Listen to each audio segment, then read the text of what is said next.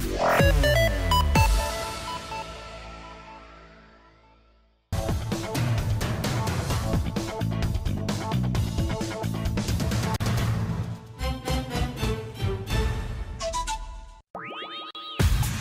periodista sin tapujos, que va directo a la verdad. Presentamos Manuel Rosas en Exitosa.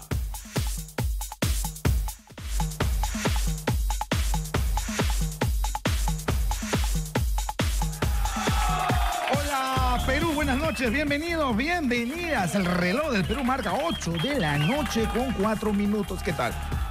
¿Cómo les fue este lunes? Digo que les fue porque está terminando la jornada. Nos quedan un par de horas, es verdad, pero ha sido relativamente intensa la jornada. En política la agenda se ha centrado en el Congreso de la República.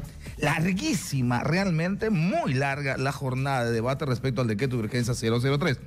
Yo diría, aunque se molesten algunos, larga y ociosa, porque finalmente ya se sabía, no se iba a llegar nada del asunto, pero dicen, bueno, han sacado, haciendo un esfuerzo extraordinario, una especie de acuerdo. ¿Cuál es el acuerdo? Bueno, 30 días para prorrogar el decreto de urgencia 003, mientras se supone el Ejecutivo incorpora las casi 40 sugerencias que se han ido dando para enriquecer la norma que reemplaza al decreto de urgencia 003. Yo entiendo que en la práctica lo que va a ocurrir es que o el gobierno saca un decreto de urgencia nuevo, incorporando esto, y no sé si les alcanzará en 30 días, o esperan a que el Congreso empiece funciones, entre al debate en comisiones ordinarias, y lo de 30 días se prorrogue por 30 días más y no sé hasta cuándo. Bueno, vamos a ver qué es lo que ocurre en ese tema. En el Congreso también se ha debatido desde la Junta de Portavoces la resolución de la Corte Interamericana de Derechos Humanos. Y lo que se ha acordado finalmente, ya saben, la resolución de la Corte que está pidiendo al Estado peruano suspender o en todo caso dejar sin efecto este procedimiento contra los miembros del Tribunal Constitucional. Lo que se ha acordado son, bueno, hay varios temas en debate, pero principalmente el asunto de pedir una aclaración, que se enmarca en el capítulo 8, aquí tengo a la mano, de la Corte Interamericana de Derechos Humanos sobre procedimiento, la sección 3. Y escúchenme a ver si podemos entender bien. O sea, ¿en qué marco se basa? Hay un marco interno y hay un marco externo. En el marco externo, o sea, el marco del Sistema Interamericano de Derechos Humanos, dice en el artículo 67 de la Corte: el fallo de la Corte será definitivo e inapelable. No hay forma de apelar, es definitivo e inapelable. Punto. En caso de desacuerdo sobre el sentido o alcance del fallo, ese sería el caso del Perú, la Corte lo interpretará a solicitud de cualquiera de las partes, siempre que dicha solicitud se presente dentro de los 90 días a partir de la fecha de la notificación del fallo. Estamos en el marco de los 90 días. En ese marco de 90 días se pide la aclaración correspondiente, se pide que se haga, por supuesto, a nivel del Ejecutivo, a nivel del Presidente de la República, utilizando la Cancillería para hacer llegar este pedido de aclaración. Este es el marco externo, digamos, el marco de la normativa en el sistema interamericano. Si hay un desacuerdo, o sea, si no hay o hay una interpretación, la Corte lo interpretará a solicitud de cualquiera de las partes. Esto es lo que se va a pedir lo más rápido posible. Tenemos declaraciones del presidente del Congreso de la República, Luis Galarreta, sobre la aprobación, sobre el debate y sobre las conclusiones a las que se ha arribado al interior del Congreso de la República en la Junta de Portavoces, que según los parlamentarios del Frente Amplio fue una reunión muy accidentada, en la que en varias oportunidades les llamaron defensores de terroristas a los representantes de la izquierda. Aquí está el presidente del Congreso, Luis Galarreta, dándonos sus conclusiones de esta reunión. Adelante. Leyes aprobadas por el Pleno y los proyectos que se encuentran en debate. En amplia mayoría, emitir un comunicado en relación al fallo de la Corte Interamericana de Derechos Humanos, señalando, y aquí quiero dejar constancia de que sobre este tema no ha habido, en el Parlamento por lo menos, comentarios o decisiones sobresalientes o no de la Corte. Creo que eso lo he escuchado en materia de la pena de muerte, que se ha estado debatiendo hasta hace poco. Y lo que corresponde, y se ha acordado, obviamente, es que la resolución en el extremo enviada resulta inaplicable o con las normas constitucionales de nuestro país, y tanto en el artículo 205, que no lo menciona la Corte, establece que para poder digamos, cualquier ciudadano ir hacia un foro internacional, debe agotarse la vía interna. Se está claramente establecido en el artículo 205. El artículo 99 de nuestra Constitución establece algo que también, y por eso la mayoría de los portavoces señala que resulta inaplicabilidad de esta resolución, que la relación de diferentes altos funcionarios de nuestra nación que pueden tener un procedimiento de acusación constitucional, y está desde el presidente de la República, y entre ellos también están los señores miembros del Tribunal Constitucional. El artículo 93 de nuestra Constitución establece, y también es bastante más sólido este argumento, que los parlamentarios no están obligados a ningún mandato imperativo. Y entonces, al ser inaplicable porque colisiona con algunos argumentos, artículos de nuestra normatividad nacional, se solicitará, porque según el propio artículo 67 de la Convención, al estar en desacuerdo con un fallo, se solicita una aclaración dentro de los 90 días establecidos para que nos puedan explicar, vía obviamente por Ejecutivo, pues nosotros no somos parte en este procedimiento, y eso es lo más extraño, porque el que es parte, este es un caso que de alguna manera ha cogido el caso de estos dos señores en relación a 4 magistrados, me refiero a uno de ellos, Duarte, que fue el caso de las familiares del Frontón, que no tiene nada que ver los derechos de la familia de quienes estaban en el Frontón y estos casos con lo que se venía haciendo o se viene haciendo en el Congreso, que es un procedimiento de acusación constitucional iniciado por ciudadanos, en este caso marinos, ¿no? Entonces, lo que se ha quedado es en pedir una aclaración. Esta aclaración correrá trámite por el lado que corresponde, que es Cancillería, y que es el Ministerio de Justicia, por el Poder Ejecutivo. También se ha acordado que el presidente del Congreso tenga reuniones tanto con la Canciller, el Ministro de Justicia y, si es posible, con el propio presidente, para explicar por qué resulta inaplicabilidad la resolución frente a que un organismo internacional finalmente podría estar supuestamente diciéndole a los parlamentarios cómo deberían votar y cómo deberían archivar el caso de determinado. Más allá del tema de fondo, estoy hablando de la resolución propiamente dicha, ¿no? Entonces, este ha sido el acuerdo de Junta de Portavoces.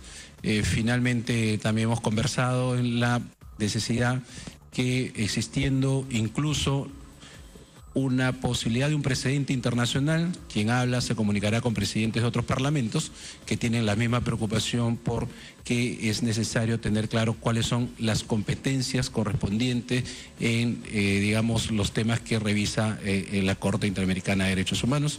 Y después de eso ha sido obviamente una junta de portavoces, un debate largo, pero bastante productivo, importante, y se respeta todas las opiniones que han habido dentro de esta junta de portavoces, porque ha habido también, como corresponde a su derecho, votos en minoría en la junta de portavoces. Así que quería señalar eso. Sí. Muy bien. Ahí están las declaraciones del presidente del Congreso, Luis Galarreta. Me parece que tiene lógica, pero por supuesto esto es debatible. A ver, ¿qué dice Lucho Galarreta? Estamos a las 8 de la noche con 12 minutos. El fallo de la Corte Interamericana de Derechos Humanos es inaplicable en el Perú. Razonamiento del Congreso de la República. Lo dice Lucho Galarreta, pero este es un acuerdo que se ha tomado en Junta de Portavoces luego de un debate que, según la gente del Frente Amplio, fue accidentado. No se puede aplicar. ¿Por qué no se puede aplicar el fallo de la Corte Interamericana de Derechos Humanos? Primero, porque contradice, viola flagrantemente el artículo 93 de la Constitución Política del Estado, en lo que corresponde a inmunidad parlamentaria, en la que señala exactamente y expresamente lo siguiente. Escúchenme bien para ver en todo caso hasta dónde tiene razón Lucho Galarreta y hasta dónde no la tiene. Esto, insisto, es materia de debate. Los congresistas representan a la nación. No están sujetos a mandato imperativo ni a interpelación. O sea, no puede venir la Corte Interamericana a decir a los congresistas, vota así, vota de esta manera, haz B o haz C. Según la interpretación de los voceros, la resolución de la Corte viola esto, contradice esto, colisiona esto. Aquí está, artículo 93. No son responsables ante autoridad ni órgano jurisdiccional alguno por las opiniones y votos que emiten en el ejercicio de sus funciones. Esto le hace inaplicable. Le hace inaplicable, además, a esta resolución la colisión, la contradicción con con el artículo 99 de la Constitución. ¿Qué dice el artículo 99 de la Constitución? El artículo 99 de la Constitución dice: corresponde a la Comisión Permanente acusar ante el Congreso, presidente de la República, representantes del Congreso, ministros de Estado, miembros del Tribunal Constitucional, miembros del Consejo Nacional de la Magistratura, vocales de la Corte Suprema, fiscales supremos, defensor del pueblo, Contralor General, por infracción a la Constitución y por todo delito que cometan en el ejercicio de funciones y hasta 5 años después que hayan cesado en estas. Es decir, colisiona porque el procedimiento que se ha estado haciendo a los magistrados del Tribunal Constitucional se enmarcan en el artículo 99 que establece la acusación constitucional como una de las funciones, o en todo caso, uno de los derechos que tiene, o de las funciones que tiene el Congreso de la República. Pero además, no se puede aplicar, dice Lucho Galarreta y el Congreso de la República, es inaplicable la resolución de la Corte Interamericana porque viola también el título 5 de la Constitución Política de las Garantías Constitucionales, que es el artículo 205, que señala exactamente lo siguiente: jurisdicción supranacional, Corte y otras instancias, Corte Interamericana. Agotada la jurisdicción interna, quien se considere lesionado en los derechos que la Constitución reconoce puede recurrir a los tribunales u organismos internacionales constituidos según tratados o convenios de los que el Perú es parte. Dice, agotada la jurisdicción interna. Aquí, según el razonamiento de los congresistas, no se ha agotado la jurisdicción interna. En todo caso, ese es el razonamiento que ha establecido el Congreso, que en un comunicado que ustedes han escuchado ha resumido el presidente del Parlamento, Luis Galarreta. Le tengo en línea a Víctor Andrés García Belón, congresista de Acción Popular. Congresista, qué gusto saludarle. ¿Cómo está? Muy buenas noches. ¿Qué tal?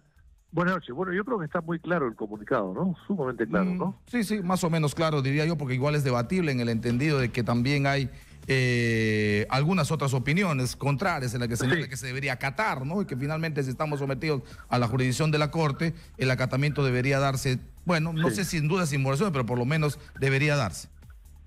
Bueno, pero en realidad el comunicado, por lo que he escuchado, que usted ha leído, yo sabía del acuerdo, pero no participé ni he tenido conocimiento exacto de la redacción del documento que usted me acaba de leer. Pero en ese documento no se dice que se va a desacatar,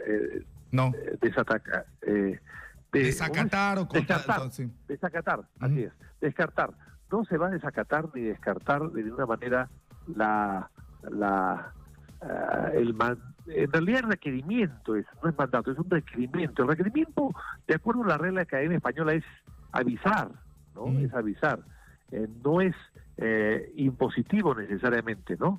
Así sí, que, o sea, lo que ha dicho Galarreta, que se supone que es el resultado del debate que han tenido los voceros, entre los que está, por supuesto, el vocero de Acción Popular, es un poco ampararse y aplicar el artículo 67, que es la sección 3 de procedimiento en el capítulo 8 de la Corte Interamericana, que señala exactamente lo siguiente: el fallo de la Corte será definitivo e inapelable en caso de desacuerdo, que es más o menos lo que ocurre acá, sobre el sentido del fallo, sobre el sentido del alcance del fallo. La Corte lo interpretará a solicitud de cualquiera de las partes, siempre que dicha solicitud se presente dentro de los 90 días. O sea, digamos, se está pidiendo esa aclaración, ¿no? ¿Cómo aplico esto?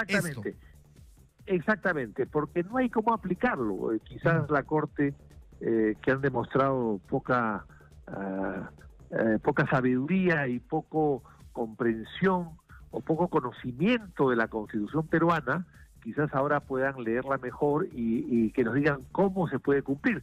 No es que no deseamos cumplirla, lo que dice la Corte, sino cómo se puede cumplir. Porque hay que recordar que, y el artículo 205 que usted ha leído perfectamente bien, dice agotada. Agotada el proceso interno, agotado. Acá no se ha agotado nada. Sí, bueno. Acá está en primera instancia y son 3 instancias.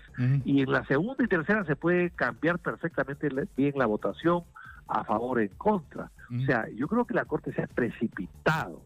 Se ha precipitado y no ha escuchado bien o ha leído bien ahora, y de manera indirecta, porque el tema en discusión no estaba se ha metido de refilón porque están viendo otro tema que son las sentencias vinculadas a la Catuta, Barrizanos, etcétera. Entonces, a raíz de ese proceso se han metido estos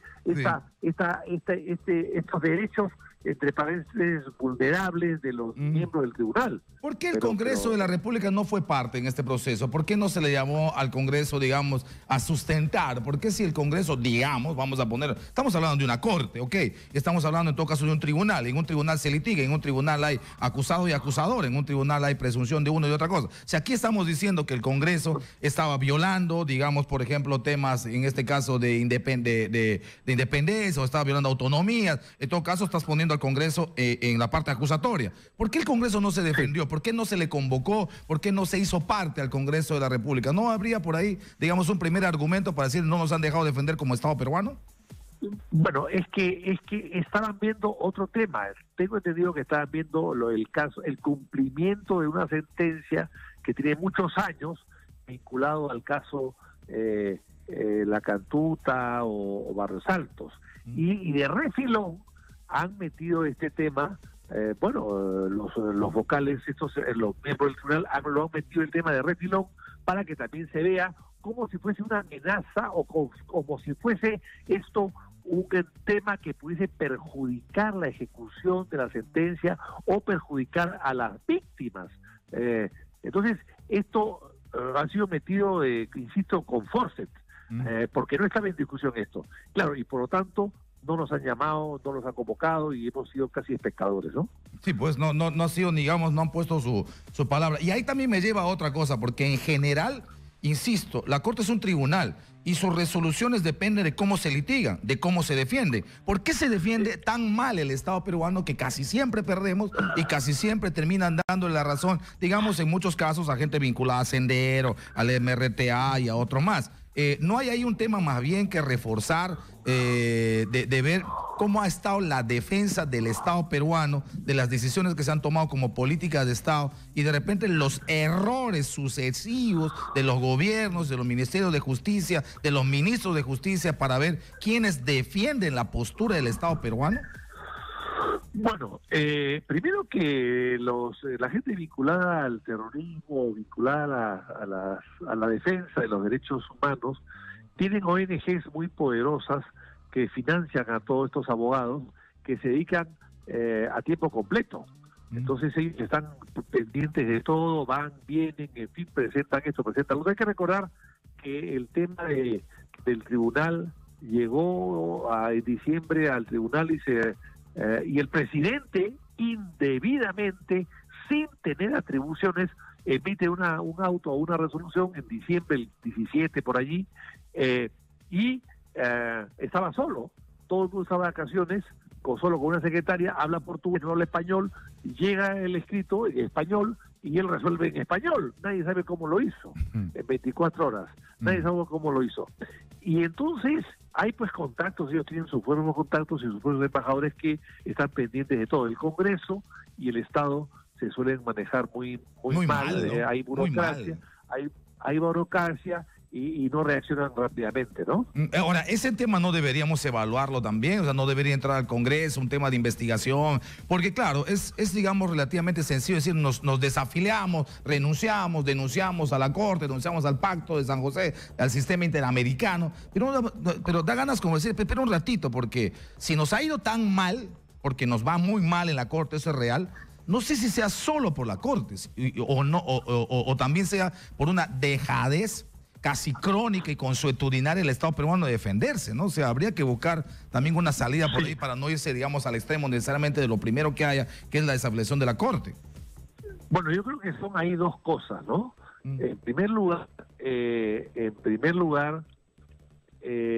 defensa mala del Estado, la desidia, el poco interés, la burocracia, mandan a procuradores que no tienen experiencia, por no contratar abogados, con contratar abogados les cuesta dinero, tiene que haber resoluciones, normas, leyes, concursos públicos, en fin, toda la burocracia, y entonces mandan a los que están en planilla y que no saben nada, pues, o sea, están para otra cosa, no tienen experiencia internacional.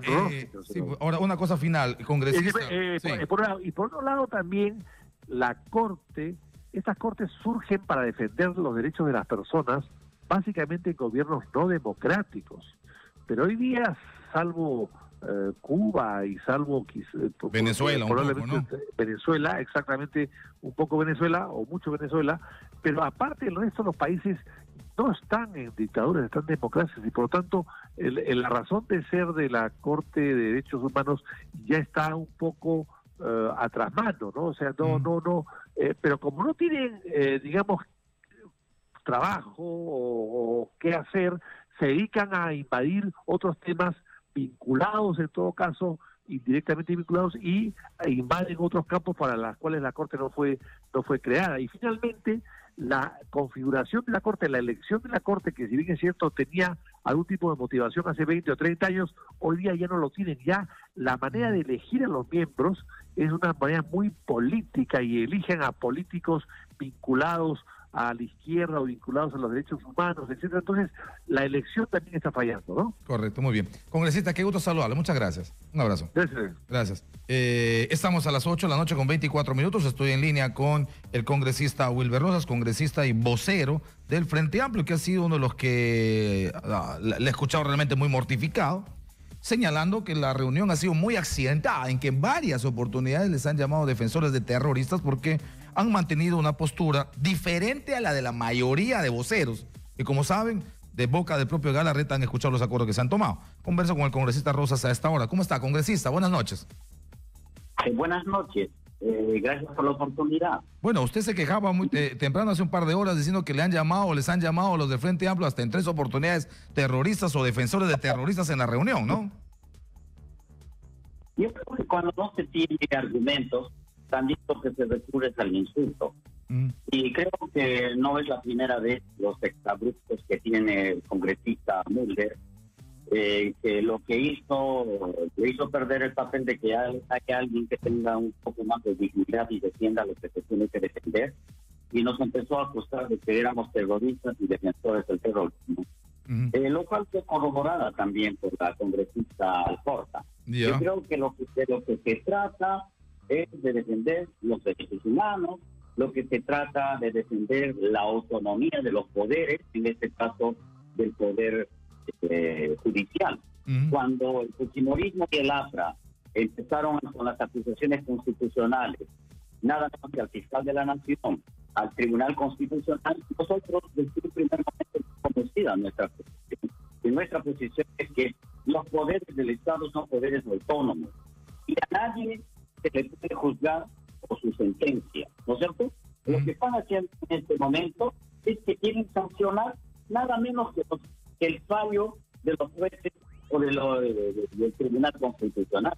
Y eso es inaceptable, porque cuando acusan a los jueces que están en este momento defendiendo una causa, por esta razón no se puede sancionar a estos jueces del Tribunal Constitucional por el sentido de sus fallos, de ninguna manera. Y nosotros defendemos esto. ¿Y por qué defendemos? No, se nos está estropeando la comunicación, Omar. Cada vez le escucho peor al congresista Rosas, a ver si mejoramos. Por favor, esta es la hora. Estamos a las 8 de la noche con 26 minutos en la Junta de Portavoces. El grupo de congresistas del Frente Amplio ha tenido una postura diferente a la mayoría. Ya saben, la mayoría ha pedido una aclaración o está pidiéndola para que a través del Ejecutivo y la Cancillería se pueda hacer llegar a la Corte Interamericana de Derechos Humanos. Para la mayoría de voceros, la resolución de la Corte Interamericana de Derechos Humanos es inaplicable. Ya les he explicado por qué, según lo que ha señalado. Es inaplicable porque viola las garantías constitucionales establecidas, por ejemplo, en el artículo 205 del título 5 de la Constitución. Porque viola en el título 4 la estructura de Estado y que establece las competencias del Congreso respecto, por ejemplo, al tema de inmunidad parlamentaria y respecto a la acusación constitucional que estaría en el marco de sus funciones o prerrogativas del Congreso de la República. La gente del Frente Amplio piensa diferente y estamos escuchando esa opinión diferente al interior del Congreso. Congresista Rosas, discúlpeme usted, pero en el último minuto no le escuché. Usted señalaba que aquí estábamos frente a un avasallamiento de poderes y que en todo caso no se le podía juzgar al Tribunal Constitucional por las resoluciones que daban, por las decisiones que se toman, que es lo mismo que está invocando el Congreso de la República hoy a la Corte Interamericana. No me puedes juzgar porque por lo que yo hago, porque además dice no estamos sujetos a mandato imperativo de ninguna manera. Representamos a la nación y no estamos sujetos a ningún mandato imperativo ni a interpelación. Más o menos es lo mismo, ¿no? Claro, pero somos parte de una convención. Nosotros hemos suscrito y hemos corroborado nuestra suscripción a nada menos que la Convención Americana de Derechos Humanos.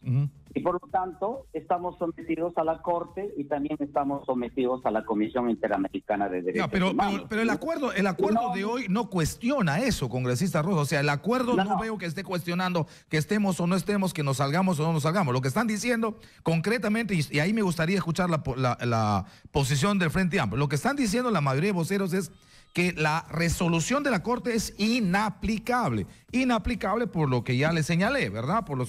Porque se contradice o porque violenta algunos artículos de la Constitución. Agotada la jurisdicción interna, quien se considere lesionado en los derechos constitucionales puede recurrir a organismos internacionales. Dicen los congresistas que aquí no se agotó la instancia interna, no tenía por qué haberse pronunciado cuando esto no había ocurrido todavía. Se viola el principio elemental de que los congresistas no están sujetos a mandato imperativo y además se contradice respecto a que el Congreso sí está facultado a iniciar procesos contra magistrados del Tribunal Constitucional, lo cual está en el artículo 99 de la Constitución Política de Estado. ¿Qué dice usted sobre el tema que dice el Frente Amplio? A ver, lo que le tengo que decir es que efectivamente el artículo 99 no solamente habla sobre la comisión permanente a acusar ante el Congreso, sino también habla de la autonomía que tiene el Congreso. Pero también lo que tenemos que ver acá es el problema de fondo, es lo que tenemos que ver. ¿Por qué en este momento, durante toda la semana y los días anteriores, se me escucha? Sí, le estoy escuchando, dígame. Ya. Durante la semana hemos escuchado a todos los voceros de la APRA y también hemos escuchado a los voceros del fujimorismo planteando que se iban a retirar o que iban a denunciar la pertenencia o no a la Corte Interamericana de Derechos Humanos. Entonces el planteamiento es, no se pueden retirar de la Corte ni de la Convención si no renuncian precisamente a la Convención Americana de Derechos Humanos. O sea, no se renuncia por partes, se renuncia a un todo. Y precisamente esta situación ha hecho de que cambien de opinión. Ya no van a denunciar, ya no van a salirse, ¿no? Porque han estado pidiendo salirse, sino simplemente lo que están pidiendo es una aclaración. Claro. ¿Qué propósito tiene la aclaración? La aclaración tiene el propósito de dilatar el proceso. ¿Y dilatar para qué? Como lo han dicho en la propia reunión de la Junta de Portavoces, es para continuar con el proceso. O sea, con el proceso de ¿qué? De sojuzgar, de someter al Tribunal Constitucional. No hay que permitirlo. Eso simplemente es desacatar un acuerdo, y un acuerdo que está nada menos que como parte de nuestros acuerdos y de nuestros convenios que teníamos. Oiga, pero está bien, yo entiendo eso como una interpretación suya, pero digo, si existe en la normativa de la Corte Interamericana un recurso, como existe aquí, es decir, si aquí a mí me sentencian en primera instancia, señor Manuel se le encuentra culpable de tal y tal y tal delito, por lo tanto se le condena a 5 años de pena privativa de libertad suspendida o en todo caso efectiva, ¿por qué no voy a hacer uso en el marco de la norma de mi derecho a la apelación? Eso algunos dirán, no, quiere dilatar. Correcto, son interpretaciones, pero no es ilegal, puedo apelar en el marco de lo que decida la Corte Interamericana. En la sección 3, en el procedimiento del artículo 67, dice que los estados, en este caso, que no encuentren o estén en desacuerdo con el sentido o el alcance del fallo, pueden pedir una interpretación y la Corte lo hará en un plazo de los 90 días a partir de la fecha de la notificación. Es decir, no siento que estén haciendo otra cosa sino aplicar la propia normativa de la Corte. No, además la resolución de la propia Corte Interamericana dice esto, dice, en su punto 2 dice, requerir al Estado que presente a más tardar al 15 de abril del 2018 un informe completo y detallado sobre el cumplimiento de los dispuestos. En ese periodo también es precisamente lo que están haciendo es acatar eso. No están, como siempre han dicho, que iban a renunciar, sino más bien están pidiendo una aclaración.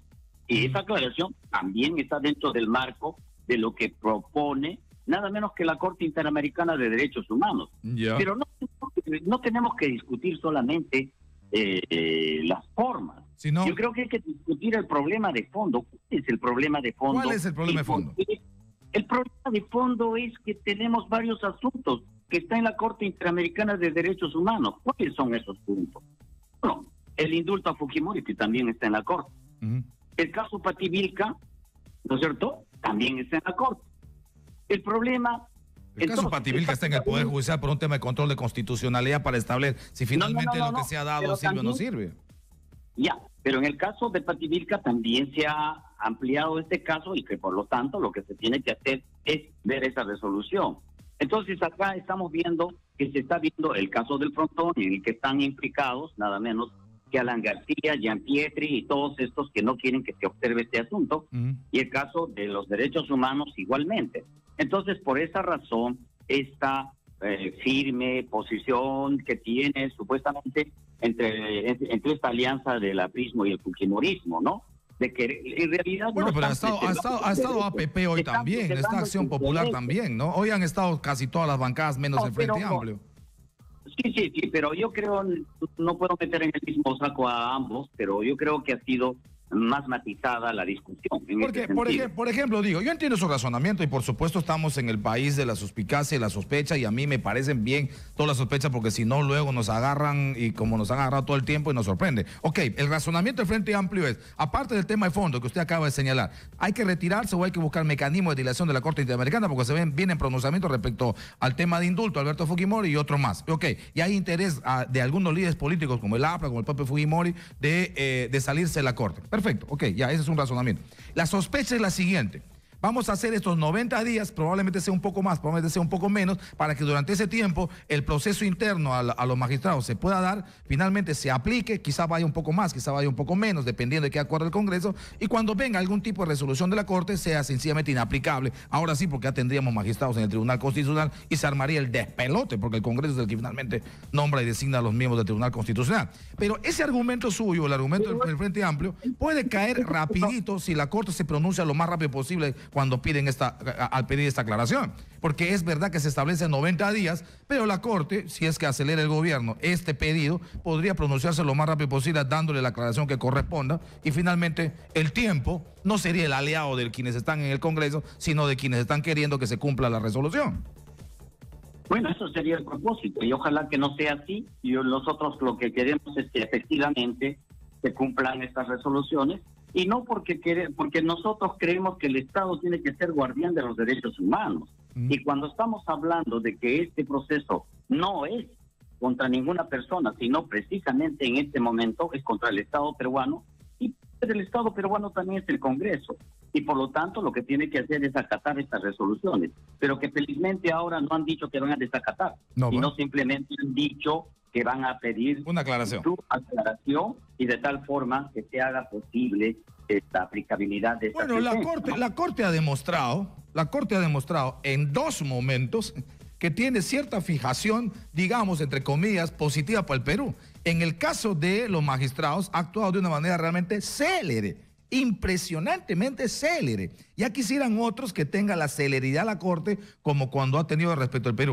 en el tema de magistrado del Tribunal Constitucional. En el tema del indulto ha sido más célere todavía. Así que yo creo que siguiendo la línea de celeridad que tiene la Corte respecto a los casos del Perú, quizá acá también agarre, qué sé yo, pues un Fórmula 1 y se nos vaya a 250 kilómetros por hora y lo más rápido posible responda, y ese argumento del Frente Amplio respecto a que se quiera dilatar el tiempo, termine cayéndose a favor de los otros. Lo lamentable es que al no encontrar justicia en el país, se tiene que recurrir a cortes internacionales. Y sería importante que en nuestro país también se solucione los problemas de derechos humanos, como muchos derechos de los campesinos que están en este momento en problemas, de la gente que durante 32 años no pueden encontrar justicia, y justicia que tarda no es justicia. Correcto. Y precisamente si se ha vuelto a revisar este caso, no es nada menos por la revisión de las cortes peruanas, es de las cortes internacionales. Entonces, una pregunta final. De los derechos humanos. Correcto. ¿El vocero de Nuevo Perú ha estado en la reunión? El vocero del Nuevo Perú, no, estuvo un representante. Estuvo el congresista Arce, ok. Pero no escuché posición. No escuché posición, pero bueno, vamos a ver. Ok, congresista Rosas, qué gusto hablarle. Muchas gracias. Gracias por haber estado con nosotros y por responder esta postura que por supuesto es diferente. O sea, de eso se trata. Aquí en la radio estamos poniendo, ya saben, la postura de la mayoría que la han escuchado con Galarreta, la han escuchado con Víctor Andrés García Belaunde, y la postura del Frente Amplio, que es una postura en este caso un poco diferente. Han escuchado su argumentación, ¿no? Y nada, aquí están para que se puedan escuchar todas las posiciones posibles y usted saque su propia opinión. Me voy a la pausa, retornamos. Tenemos más, estamos en Exitosa. Ya regresamos con Manuel Rosas en Exitosa.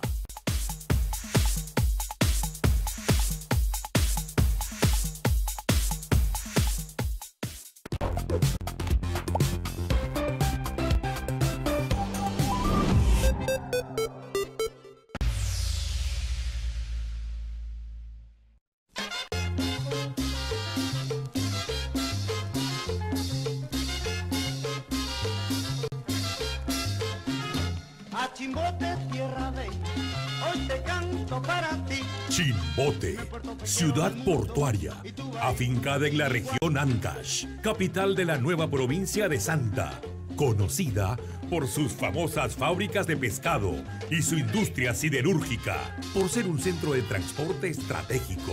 Chimbote es Isla Blanca, los humedales, el progreso, centros de recreación, playas inagotables, de bote a bote. Chimbote es exitosa por su gente. Chimbote, exitosa, te informa con la verdad. Síguenos en las redes sociales. En Facebook, Exitosa Noticias. La disfunción eréctil y la eyaculación precoz tienen tratamiento. Llame y separe su cita médica al 01748-1900. Atendemos en Lima y Arequipa. www.bostonmedical.la.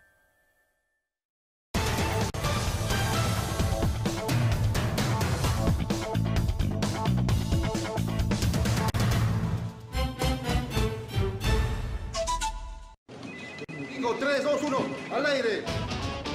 Estamos trabajando para que muy pronto ustedes vuelvan a ver la revista dominical.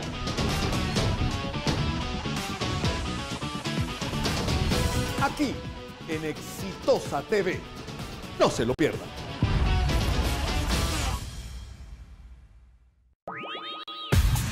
Continuamos con Manuel Rosas en Exitosa.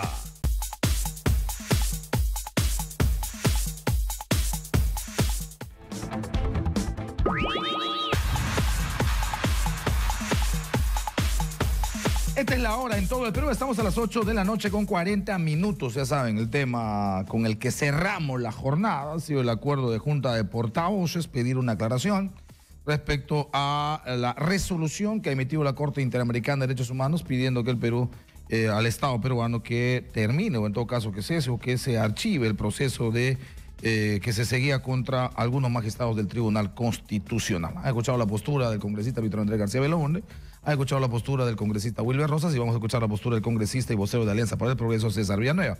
Congresista, ¿cómo está? Buenas noches. Muy buenas noches, Manuel, un gusto saludarlos. Bueno, en resumen, lo que se establece en el acuerdo que ha tomado la Junta de Portavoces es pedir una aclaración. ¿Y una aclaración exactamente sobre qué, congresista Villanueva? Sobre la resolución que ha dado en un momento en que hay un proceso interno en el Congreso no culminado.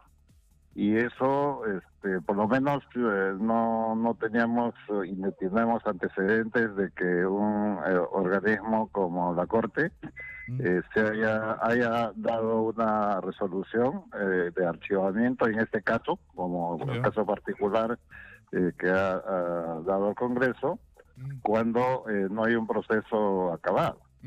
¿Qué esperan que les diga la Corte? O sea, digamos, ¿qué respuesta más o menos la que esperan o la que intuyen podría tener la Corte a partir de ese argumento válido, sin ninguna duda discutible y que sin ninguna duda debió ser el argumento central de defensa del Estado peruano, que es probablemente lo peor que nos pase? Lo he dicho ya 100 veces, lo voy a decir 102. La gente que se queja de la Corte debería empezar a quejarse de la malísima defensa que ha tenido el Estado peruano en los últimos 25 o 30 años. Han puesto a cualquiera a defender al Perú y al Estado peruano. A cualquiera han puesto a defender. Y entonces nos molesta la Corte porque tiene resoluciones, por supuesto, a favor supuestamente de terroristas.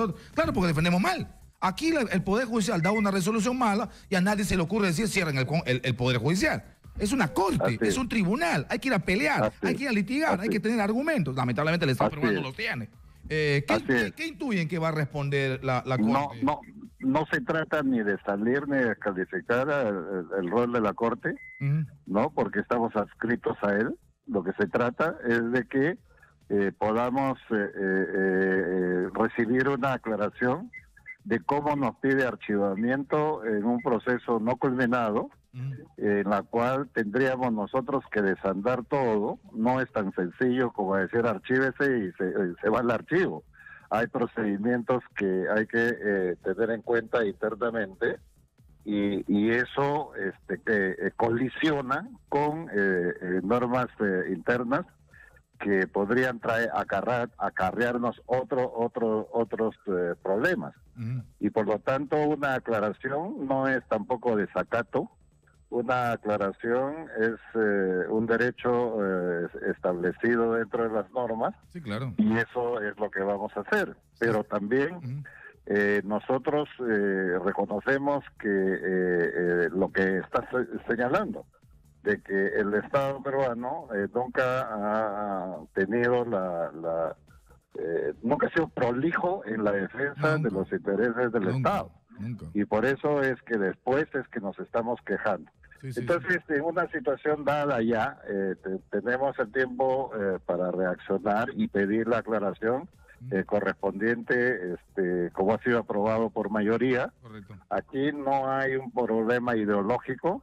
Ideológico va a ser cuando se pierde el control, porque, por ejemplo, ya hay en camino un seminario donde los militares afectados o que se sienten afectados por esto van a pedir la separación del Perú de la Corte, ¿no? De este convenio. Entonces no se puede manejar las cosas de esa manera tampoco. Entonces, pero acabo de conversar con el congresista Wilber Rosas, que la habrá tenido usted, por supuesto. Sí, sin duda, él ha estado.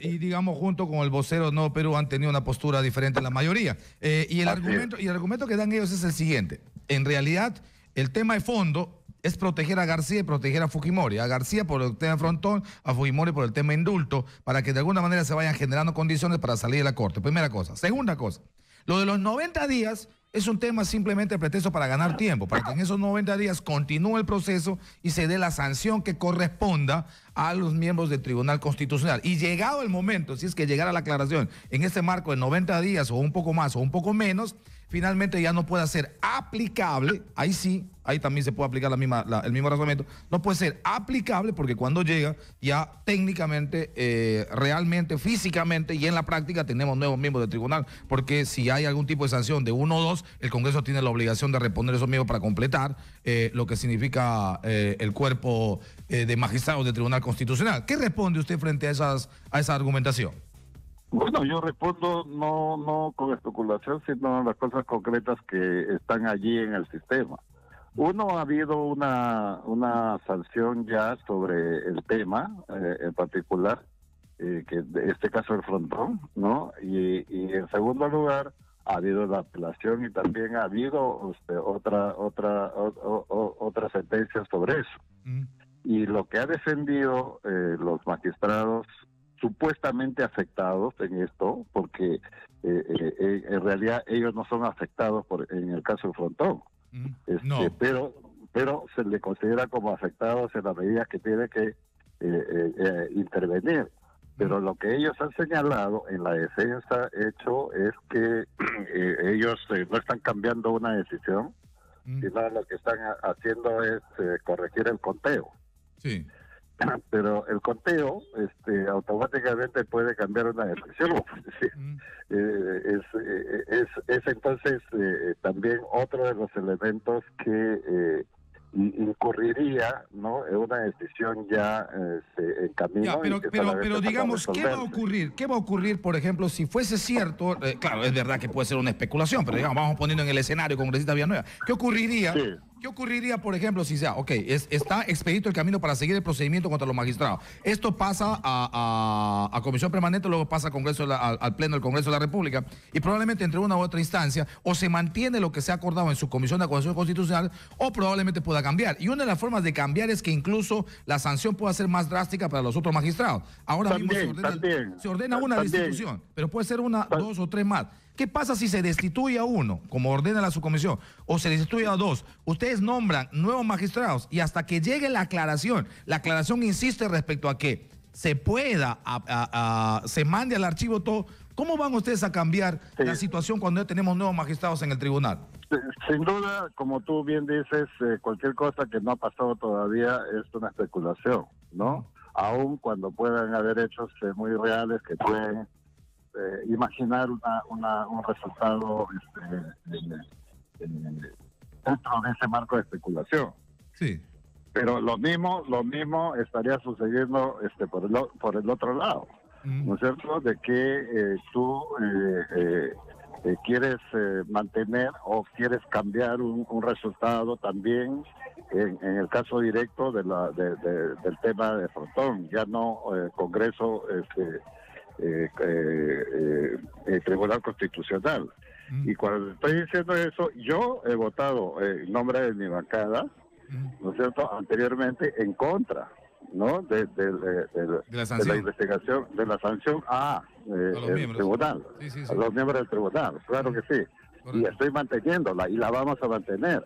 El hecho es que el fuero interno es afectado, esa es la institucionalidad que queremos defender, pero al mismo tiempo estamos señalando, no estamos desacatando una orden. Sí. Lo que estamos buscando es cómo... Yo encuentro una contradicción, una contradicción que la verdad a mí me llama poderosamente la atención, porque cuando ustedes piden defender el fuero interno, en el entendido de que el procedimiento interno no ha terminado, no por un chauvinismo ni soberanía malentendida que algunos levantan de forma demagógica. ¿Es correcto? No. ¿Es correcto? No. Así es. Ya, está bien, pero yo voy a lo siguiente. Ese mismo argumento que defiende hoy institucionalmente el Congreso, con 5 bancadas a favor, menos las 2 bancadas de la izquierda, ha sido esgrimido por el Tribunal Constitucional. O sea, el Tribunal Constitucional les ha dicho al Congreso y a la Corte, me han iniciado un proceso un proceso de infracción a la Constitución, se supone, que tiene derecho el Congreso a ejercer, en este caso al Tribunal Constitucional, a los miembros, cuando no terminó mi proceso, cuando me falta todavía incluso hasta había pendiente un tema planteado incluso por la defensa de los propios militares. O sea, ¿por qué es válido el argumento de que no termine el proceso en el Congreso y ya se pronuncia la Corte, y no es válido el argumento del tribunal cuando dice, déjenme terminar y cuando termino, por lo menos recién díganme en dónde está la infracción? Es el mismo argumento que se ha planteado. O sea, yo encuentro que no estamos siendo muy coherentes. No, pero son casos diferentes. Son casos diferentes. Ahí es que hay un momento en la que podría señalarse que el Tribunal Constitucional está exento de un control político.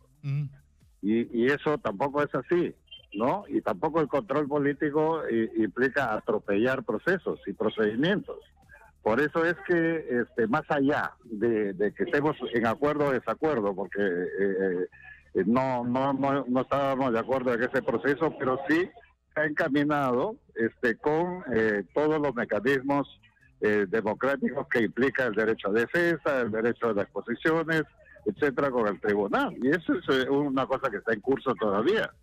Pero no exime de un control político. Correcto, muy bien. Congresista, bueno, vamos a ver qué pasa. Me imagino que el procedimiento, y esto para terminar, el procedimiento es que ustedes derivan esto al Ejecutivo, el Ejecutivo a través de Presidencia de la República y Cancillería hace llegar este pedido de declaración a la Corte y esperan, según lo que manda el artículo 67, sección 3 de procedimiento del capítulo 8 de la Corte Interamericana, la respuesta de la Corte a esta aclaración que están solicitando, que no sé en cuánto tiempo viene, porque acá se establece los 90 días, pero para que sea el Estado o una de las partes la que pida la aclaración correspondiente. ¿Cuánto tiempo se demorará la Corte? En relación al Perú ha demostrado ser muy célere. Vamos a ver qué tiempo se toma. Muchas gracias, congresista.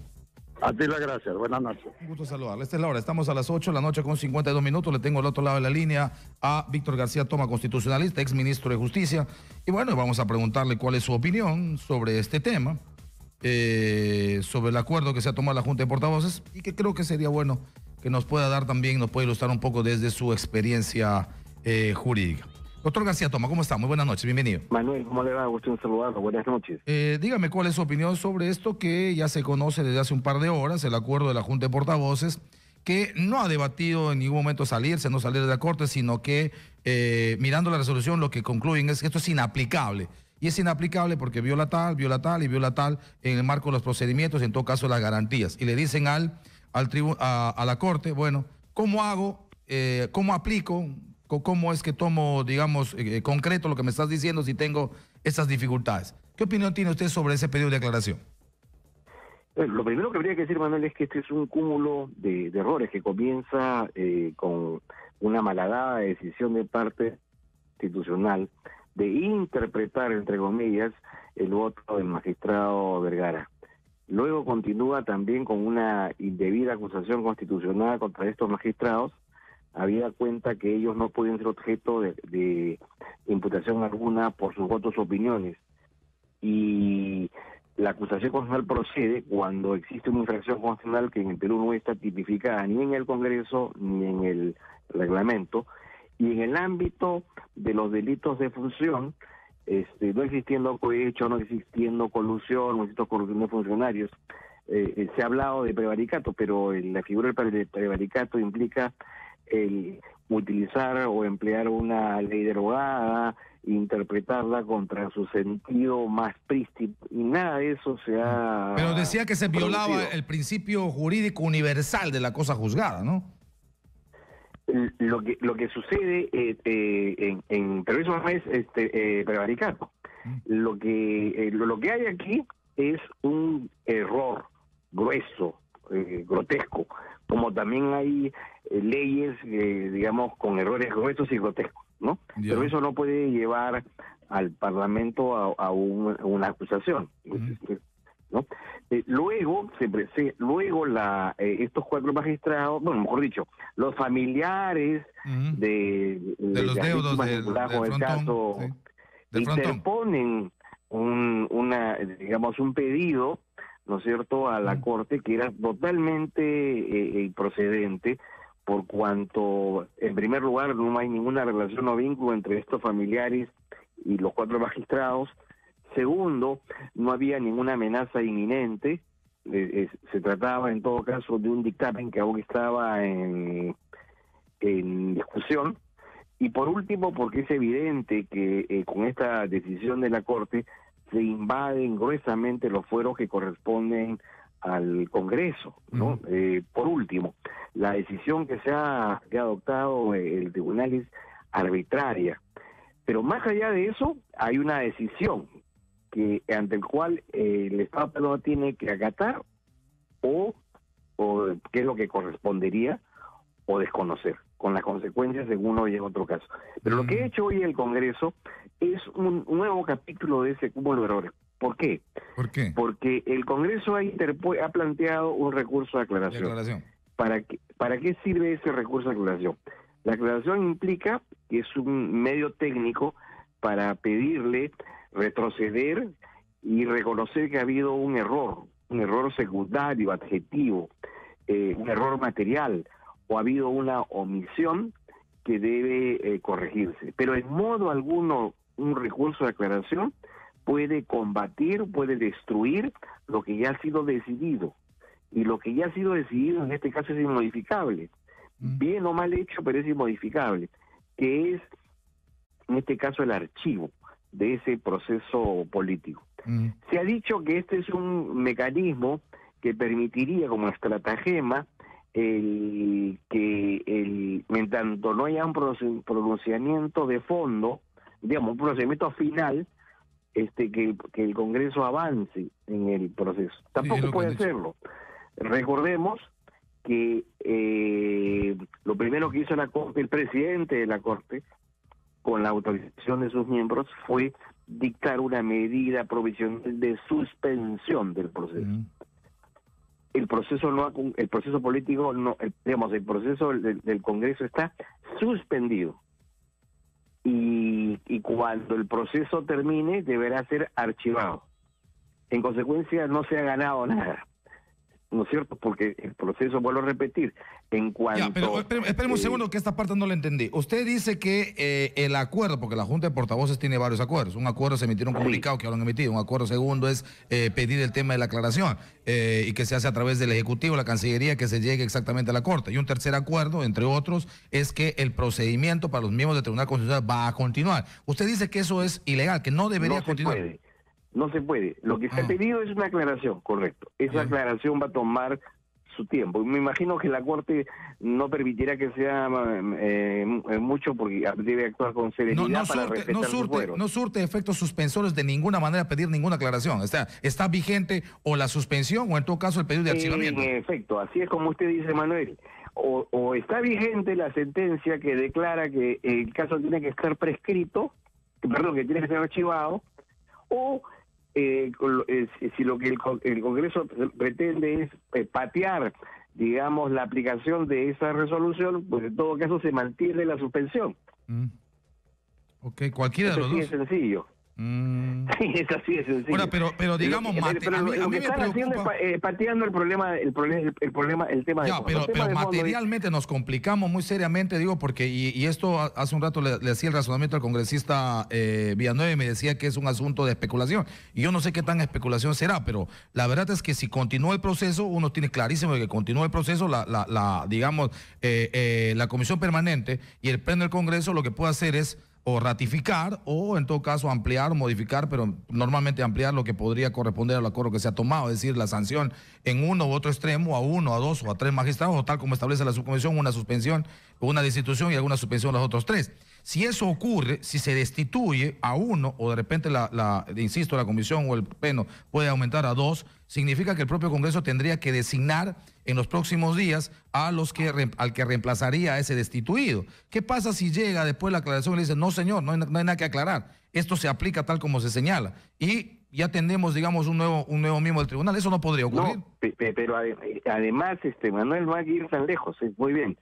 Todavía, habiéndose presentado el recurso impugnativo de aclaración, el proceso no ha concluido, correcto, el proceso no ha concluido, pero se mantiene la medida provisional de suspensión del proceso político que fue dictada por la Corte, ¿no? Sí. Entonces, no vamos a ningún lado, y lo que evadimos es el tema de fondo, siendo conscientes de que, y vuelvo a repetir, que el proceso seguido por la Corte es arbitrario, es un homenaje a la Corte de Tres Patines, hay que decirlo así, pero bueno o malo, lo cierto es que hay una decisión que el Estado peruano lamentablemente tiene que acatar, porque así como no nos cabe a los justiciables en sede interna decir cuándo voy a cumplir una sentencia porque me gusta o no me guste, más allá de que sea correcta o no sea correcta, así como un ciudadano tampoco puede enervar la responsabilidad que emana de una ley, le guste o no le guste, sea buena o sea mala, porque justamente para eso están las autoridades, para dictar leyes y para emitir sentencias que tienen que, para bien o para mal, lamentablemente cumplirse, porque si no el sistema no funcionaría. Sucede lo mismo aquí. Creo que el tema de fondo, Manuel, está en que ahora sí, con toda seriedad, el Estado peruano debe plantear en consulta con otras comunidades políticas como la de Brasil, como la de Paraguay, como la de Argentina, que también han mostrado claros signos evidentes de descontento, porque hay evidentemente en los últimos años un claro desvarío jurisprudencial por parte de la Corte. Aquí no se trata de apartarnos de la Corte, denunciar la Convención, lo que tenemos que hacer es llevar a cabo un proceso de reforma del sistema y comenzar fundamentalmente por mejorar los mecanismos de elección de sus miembros. Y eso es una responsabilidad de la cual el propio Estado peruano es copartícipe. Ahora, pero digamos, eso me parece bastante atendible, además me parece dar la pelea desde dentro y estamos en un sistema interamericano y formamos parte de la OEA, sería bueno que desde Cancillería lógicamente se pueda levantar, ¿no? Digamos, liderar. Esa es la solución de fondo, ¿no? Ok, pero también hay otra solución, digamos, en camino, teniendo en cuenta todos los errores de esta Corte, seguir asumiendo que se trata de una corte, seguir asumiendo que se trata de un tribunal y quizás revisar, porque eso es lo que creo que toca, la defensa del Estado. O sea, cómo hemos estado defendiendo la postura del Estado en cada uno de los casos. ¿Por qué somos tan malos? O sea, ¿por qué nos gana siempre? ¿Siempre es un error de la Corte o también es un error de quienes defienden? ¿Quiénes defienden? ¿A qué abogados ponemos? ¿Cómo se designa? ¿Cómo se hace el control de calidad? ¿A quiénes se convoca? Son los mejores abogados del Perú, revisando cartel, revisando capacidad técnica, académica, experiencia litigadora, conocimiento del sistema interamericano. Realmente son los hombres más prolijos, más destacados, que defiendan la postura del Estado peruano en relación a temas de derechos humanos y una serie más de cosas en las que la verdad es que nos han dado en los últimos años goleada a 0.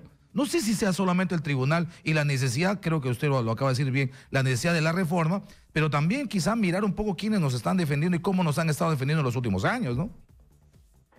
Sobre esas cosas, Manuel, usted ha acertado. Y en esa línea, primero, Hay casos en los que evidentemente no había forma de ganar. Más aún, merecíamos perder, y bien perdido, porque no se puede defender actos emanados desde el Estado que implican grave violación de los derechos fundamentales. En otros casos ha habido un deficiente manejo técnico. Eso es un error, un evidente del Estado. Pero en este último caso lo que ha habido es una dejadez y una desidia. Es decir, yo creo que se prefirió gastar las balas de la defensa en el caso del indulto a Alberto Fujimori, y se descuidó este caso, que en efecto es un caso sobre un tema menor, porque tampoco hay que agrandarlo, es un tema menor, ¿no? Es un proceso seguido contra 4 magistrados sobre un hecho en específico. Pero aquí este caso se ha perdido porque no se le puso diente. Eso es correcto. Bueno, muy bien, vamos a ver. Doctor García Tomás, le agradezco muchísimo y ojalá su posición sea la que pueda entrar también en debate, ¿no? Ojalá. Además, nosotros hemos tenido, y el Perú tiene reconocida experiencia internacional, hemos tenido destacadísimos abogados, diplomáticos, que han estado en el sistema interamericano, pero que además han estado en la Organización de Estados Americanos, en la Organización de Naciones Unidas, y la verdad es que podríamos liderar, digamos, una corriente continental de cierta reforma de la Corte sin necesariamente patearla, porque cuando yo escucho tan fácilmente patear, me siento como que están... No, eso es uno parece que está en la edad media, tan fácilmente salgo de la Corte, como si fuese una cosa tan simple. Yo, como digo siempre, oiga, el Poder Judicial se equivoca todos los días y nadie está diciendo cierren el Poder Judicial.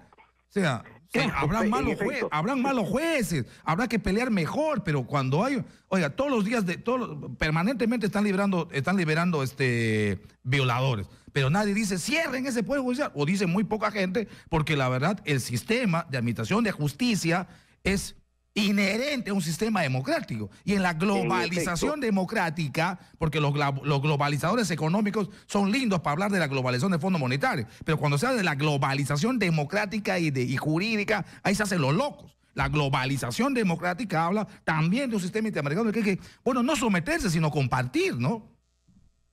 Totalmente de acuerdo con usted, Manuel. Estamos en la misma línea. Bueno, muy bien, un abrazo. Muchas gracias, doctor. Igualmente, muchas gracias. Luego de la pausa, seguimos hablando de este y otro tema más. Estamos en Exitosa, la radio del Perú. Ya regresamos con Manuel Rosas en Exitosa.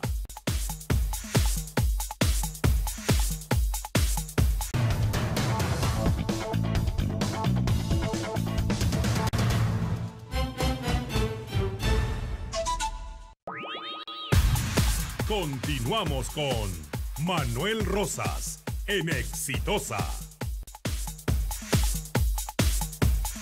9 de la noche con 13 minutos, Perú la hora, 9:13. Esta nota no puede pasar tan rapidita. Ponme por favor la cara de este sujeto. Una nueva denuncia realmente muy grave, gravísima. Sujeto denunciado por violación. Se trata de Ronald Adrián Ramírez Melgar, 42 años de edad, sorprendido en una acción que definitivamente es una acción criminal. En este caso, no sé si suena un poco mal lo que voy a decir, pero ciertamente la acción criminal de violar a un niño o a una niña de por sí es terriblemente deplorable. Sin embargo, en el tema del niño, y esto no es por ser sexista ni por ser discriminador, existe un ribete adicional en el tema como de la censura y en el tema como de la visión pública. Hay muy clavada en la mente de la gente un error que evidentemente es grave y afecta mucho a los niños, de creer que esto condiciona su condición, valga la redundancia, de homosexual o de heterosexual. Ya ahí cae muchísimo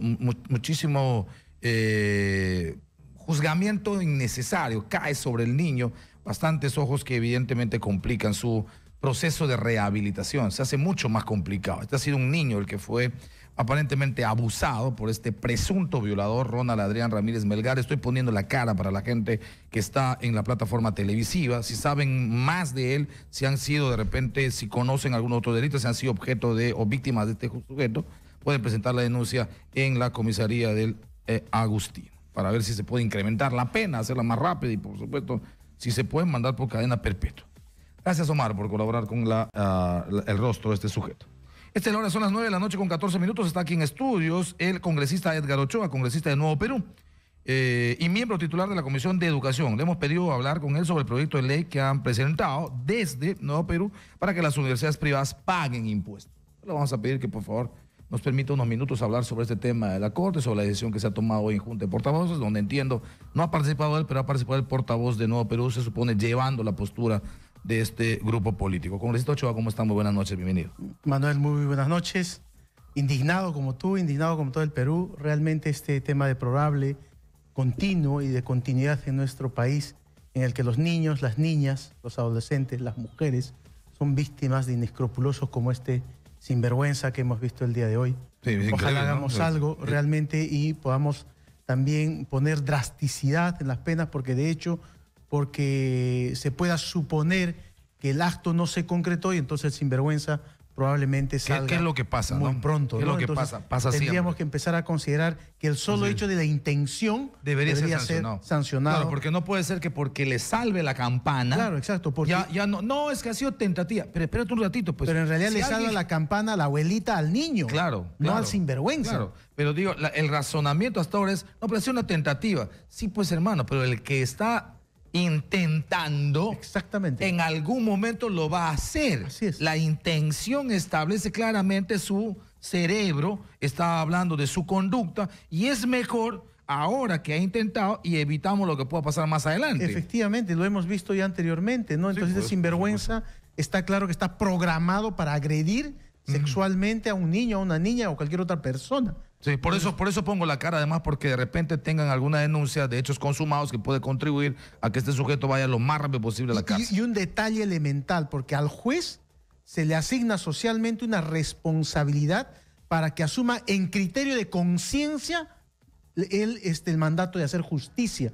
Y entonces creo que las autoridades judiciales, en este mandato de criterio de justicia y de criterio de conciencia propia, es elemental que debe mandar a este sinvergüenza preso. Ojalá. Y de inmediato, ni siquiera con prisión preventiva. Ojalá lo más pronto posible. Bueno, congresista, el tema de la Corte Interamericana de Derechos Humanos, el pedido de aclaración que se está haciendo desde la mayoría de Junta de Portavoces, 5 grupos parlamentarios han estado de acuerdo: Fuerza Popular, Peruano por el Cambio, Acción Popular, el APRA y Alianza para el Progreso. Entiendo que han estado con voto diferente Nuevo Perú y el Frente Amplio. Acabo de hablar con la gente del Frente Amplio y desde Nuevo Perú, ¿cuál es la razón para que estén en desacuerdo con esta decisión?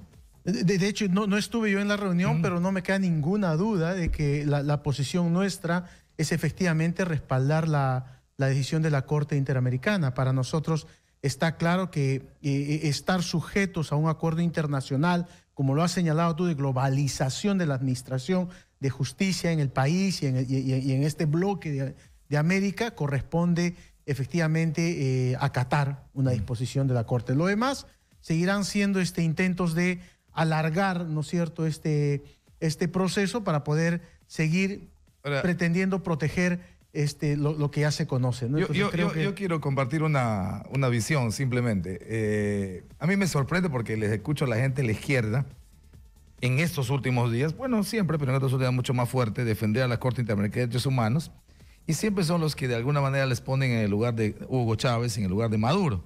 Y cuando veo a los otros, son todos los que están pidiendo la aplicación de la Carta, de la Carta Democrática, son todos los que están solicitando la Organización de Estados Americanos, que sean más duros, que sean más fuertes, que sean más firmes, pidiendo al sistema interamericano, pidiendo a la globalización democrática. Oiga, ¿por qué no interviene contra Hugo Chávez? ¿Por qué no viene contra Maduro? ¿Por qué no son más duros? Y uno dice, pero no eres tú el que está diciendo que la Corte se equivoca, que no vamos a dar la Corte, que hay que salir de la Corte. Por eso, o sea, es un tema de coherencias e incoherencias, ¿no?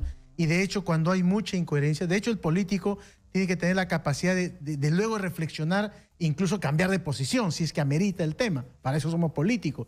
Sin embargo, en esta situación es evidente que hay intereses políticos, dogmáticos que... Ahora, este asunto de que la Corte tenga parece que es un consenso, que la Corte tiene rasgos de izquierda, que justo se eligen a magistrados con esa tendencia que tiene dos características. Primero, que salen de estas ONGs, ¿no? Y luego que tienen formación, experiencia y en algunos casos hasta militancia de izquierda en diferentes países. Puedes llamarlo de esa forma, pero en todo caso yo interpreto que lo que tiene la Corte Interamericana son rasgos de objetividad y si eso está relacionado con la izquierda, pues eso es lo que intentamos nosotros, los que nos dedicamos a hacer política con un valor fundamental de la justicia. Lo mínimo que debemos tener es la objetividad. Ya. Y en todo caso, yo tengo que decirle también si que la objetividad es un criterio de la izquierda, pues correcto, está bien, ojalá todos seamos izquierdistas. Pero yo lo que tengo que decirle también es que la Corte y la Comisión han sido durísimas con la Corte y la Comisión han sido durísimas con Venezuela. Como lo somos muchos de Durísimas. nosotros. O sea, han dicho que esa es dictadura. Como lo que hay decimos que muchos de reponer nosotros. la dictadura, a tal punto de que, por supuesto, Maduro, bueno, Chávez y Maduro han terminado saliendo de la Corte, ¿no? Y a veces a la gente de la izquierda yo le siento que le falta esa dureza, esa firmeza. Le siento tibio, que sí, que el otro día escuchaba decir que la soberanía de Venezuela, ¿no? O sea, ahí también hay que ser más coherente. O sea, si yo estoy con la Corte y la Corte está diciendo que eso es una dictadura dura, y que hay que cuestionarla, sancionarla moralmente, hay que sancionarla moralmente, ¿no? En el Nuevo Perú se respeta la disidencia, ¿no? Y ahí sí te puedo decir con absoluta claridad que hay efectivamente algunos que creen que lo de Venezuela es un tema no discutible, y algunos creemos que, y estamos convencidos, que se ha roto o se ha generado una ruptura del régimen democrático. O sea, creo que ese tema lo tenemos bien claro nosotros en el Nuevo Perú y respetamos la disidencia al interior de nosotros. Congresista, hábleme de este proyecto de ley. Atención, Perú, esta es la hora. Estamos a las 9 de la noche con 21 minutos, y desde Nuevo Perú se ha planteado un proyecto de ley para que las universidades privadas paguen impuestos. Seguramente hay una gente que me está escuchando decir, ¿cómo no pagan impuestos las universidades privadas? Bueno, ok, muchas de ellas no pagan impuestos. Congresista, dígame, ¿cuáles los pormenores de este proyecto de ley? Cuénteme. El Nuevo Perú ha reflexionado sobre el artículo 19 de la Constitución Política del Perú y por tanto propone una ley de reforma constitucional. ¿Qué dice este artículo? Es que las universidades privadas gozan de inafectación en todo tipo de impuesto directo e indirecto. ¿Qué significa esto? Como tú sabes, el impuesto es una forma de tributo, ¿no es cierto? Que no tiene un condicionamiento de entregar al Estado, y el Estado no tiene una responsabilidad de ejercer sobre lo que tú das. Y ese tributo, ¿no es cierto?, lo pagamos todos. Sin embargo, el Estado genera algunas excepciones. Dentro de esas excepciones se conoce el tema de las desgravaciones tributarias. Y en estas desgravaciones tributarias, este término de inafectación, ¿qué quiere decir? Que las universidades privadas no están sujetas a pagar el impuesto. En todo caso, no están obligadas a pagar impuesto, y esta liberación es de carácter permanente. ¿Qué significa esto? A través incluso del decreto supremo que habla de la promoción de la inversión en el sector educación, o en la educación en el país, se establece universidades con carácter de lucro y universidades sin fines de lucro. Pero en ambos casos lo que se genera es que estas no pagan impuestos sobre sus ganancias. O sea, las universidades privadas son unas con fines de lucro y otras sin fines de lucro. Así está establecido. Entonces, las que supuestamente... Pero igual las dos no pagan. Entonces, ¿para qué diferencia? Claro, lo que pasa es que las sin fines de lucro inventan un truco para el no pago de impuestos, ¿no es cierto? Porque tienen que reinvertir en su propia, en favor de... ¿Y las con fines de lucro qué inventan? Las con fines de lucro, por ejemplo, en función a sus utilidades netas, deberían pagar, ¿no es cierto?, el tributo, pero lo que hacen es, por ejemplo, lo que hemos visto, ¿no es cierto?, hace no muy poco, que un rector puede ganar hasta 1 millón de soles mensuales. 2 millones. O 2 millones mensuales. Claro. ¿No es cierto? Lo que hacen es el truco de incrementarse el sueldo o comprar un Mercedes-Benz para el portero, y luego eso en 3 años queda en costo cero, y te lo transfiero a ti como parte de tus recursos, y hago creer al Estado peruano que lo que estoy haciendo es reinvertir en favor de la educación. ¿Y cuánto dejamos de cobrar ahí? Según la SUNAT, en la última década, 1.500 millones de soles. ¿Anuales? No. En la última década. En 10 años, 1.500. Ese es el reporte que... O sea, más o menos 150 millones por año. Debería ser más, yo sospecho. Yo creo que debe ser más. Un informe preliminar, pero habríamos perdido por lo menos 1.500 millones en recaudación. Ahora, la idea de este proyecto, ¿qué es? ¿Que las con fines y las sin fines paguen, o va a mantenerse la discriminación entre que fines? Todas paguen. Todas pagan. La única que no debería pagar es la universidad pública. Y entonces, por eso es que en el proyecto de ley nosotros ponemos que es la universidad privada es la universidad pública, ¿no es cierto?, la que puede estar liberada de esta situación. Dice, las universidades... Porque al final, cuando empezó este tema de la promoción, tenía un sentido. O sea, esto de no pagar impuestos se establece en el marco de una promoción. Teníamos muy pocas universidades. Teníamos muy pocas universidades. Se necesitaba generar un nivel de competencia. Y bueno, lo que se ha dicho es, ok, a los que crean universidades esta posibilidad se le da. Pero todas las promociones deben tener un tiempo determinado. O sea, ya ahora tenemos una cantidad bastante grande de universidades hasta tal punto de que dudamos de la calidad de estas, porque hasta en garajes se hacen universidades. Entonces ya es tiempo de que pongamos coto al asunto y digamos, ok, ya se le ha dado todo el incentivo correspondiente. Hay universidades que tienen miles de estudiantes, por supuesto están robustas económicamente, en muy buena hora. Entonces hay que hacer dos cosas: supervisar la calidad, porque hay que hacerlo a través de su a la pública y a la privada. Correcto. En eso estamos de acuerdo. Y a la privada decir, hermanito, estás ganando, ok, empieza a pagar lo que corresponde, como hacemos con todo el mundo. La Constitución política señala que las instituciones educativas que generan ingresos pueden estar sujetas a pagar impuestos. En nuestra modificación señala están obligadas a pagar. Tiene que haber modificación constitucional. Estamos hablando de 2 legislaturas. 2 legislaturas, 2/3 de la votación, 87 votos a favor.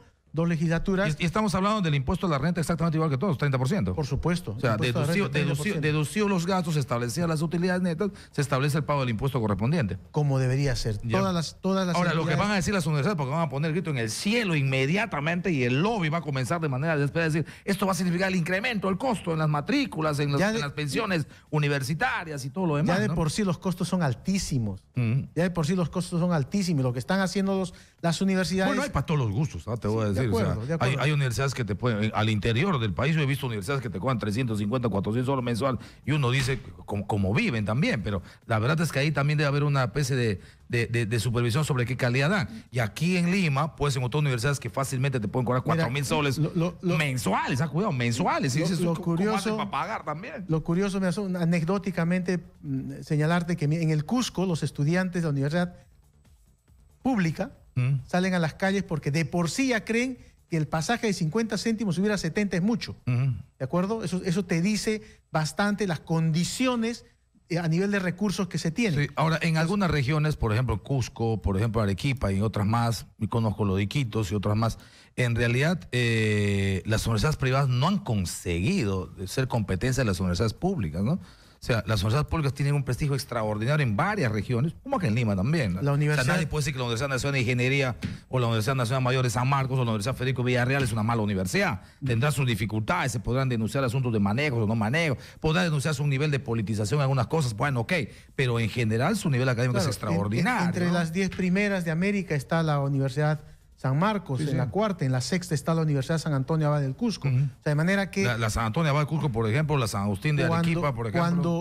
Cuando los padres de familia ven la ilusión de que su hijo pueda concretar una formación profesional y ven lo complejo que es, porque el Estado no está garantizando universalización de la educación universitaria, y entonces encuentra un caldo de cultivo de inversión o de inversionistas para hacer negocio con las universidades privadas, que es lo que estamos viendo. Y está bien, y los que puedan estar, nuestros hijos que puedan estar ahí, enhorabuena, está ahí, ¿no es cierto? Pero somos los padres los que de por sí estamos pagando la escuela privada. ¿Cuándo entrará este debate?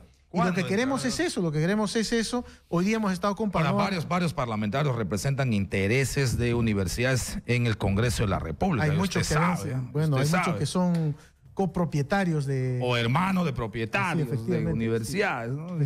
Pero creo no sé cómo va a ir esta norma, no les va a gustar nadita. Pero este es un acto patriótico, Manuel. O sea, no podemos seguir permitiendo que el Estado deje de recaudar a costa de el enriquecimiento de no estamos en contra de que los que hacen negocio ganen y generen divisas, no estamos en contra de eso, pero lo justo es que paguen impuestos. Lo justo es que paguen impuestos. Y esta ley lo que hace es un acto patriótico que preserva, ¿no es cierto?, la recaudación del Estado, que puede muy bien ser en favor. Fíjate nomás qué podríamos hacer si decidimos que lo que se recaude como impuesto de la universidad privada sea para garantizar el funcionamiento de la escuela pública, de la universidad pública.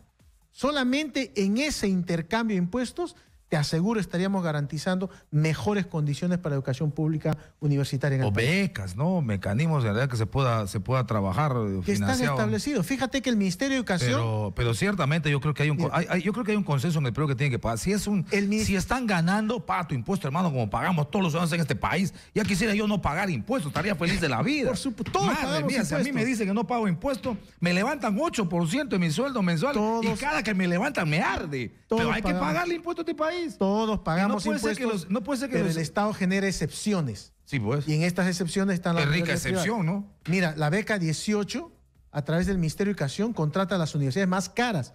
Y la escala que le ponen a los estudiantes que vienen en condición de extrema pobreza es la más cara. Y no pagan impuestos. Entonces, ahora, otra cosa que no ha ocurrido en el país es lo siguiente, y debería ocurrir. Porque otra de las razones para promover el asunto, para promocionar el tema de las universidades privadas, ha sido que, por supuesto, el Estado quede un poco más libre de sus responsabilidades y, lógicamente, la empresa privada o las iniciativas privadas cojan un universo grande de chicos, ¿no? Como pasó en la educación básica regular. Así es. Que es otra cosa que uno le alarma, porque en los últimos años está definido que es casi 50% Estado y 50% público. Así es. Ahora, uno dice, si el Estado ya se ha librado del 50% y está en lo privado, ¿por qué ese 50% proporcional, o sea, menos, no va a la escuela pública siendo más?